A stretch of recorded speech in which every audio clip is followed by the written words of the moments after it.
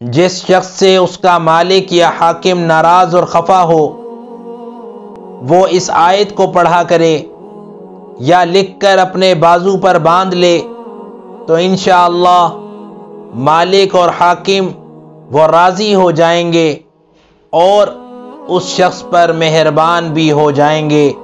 وہ آیت یہ ہے فَسَيَكْفِيكَهُمُ اللَّهُ وَهُوَ السَّمِيعُ الْعَلِيمُ۔ جو شخص کسی بھی طرح کی مصیبت، بلا، پریشانی، آزمائش کا شکار ہو، ایسے شخص کو چاہیے کثرت سے یہ آیت پڑھا کرے، انشاءاللہ ہر طرح کی مصیبت، بلا، تکلیف، آزمائش اور پریشانی وہ دور ہو کر راحت میں بدل جائے گی۔ وہ آیت یہ ہے حسبنا اللہ ونعم الوکیل۔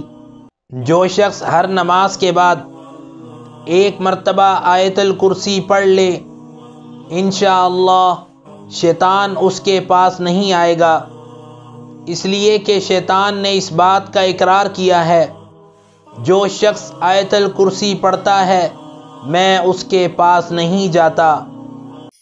جو شخص ہر فرض نماز کے بعد ایک مرتبہ یہ دعا پڑھ کر مغفرت کی دعا مانگے گا انشاءاللہ اس کے تمام گناہ معاف ہو جائیں گے، اس لیے کہ یہ دعا حضرت آدم علیہ السلام کی دعا ہے ربنا ظلمنا انفسنا وَإِن لَّمْ تَغْفِرْ لَنَا وَتَرْحَمْنَا لَنَكُونَنَّ مِنَ الْخَاسِرِينَ۔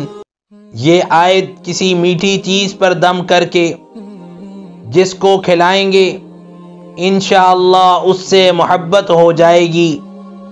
وہ آیت یہ ہے يُحِبُّهُمْ وَيُحِبُّونَهُ أَذِلَّةٍ عَلَى الْمُؤْمِنِينَ أَعِزَّةٍ عَلَى الْكَافِرِينَ۔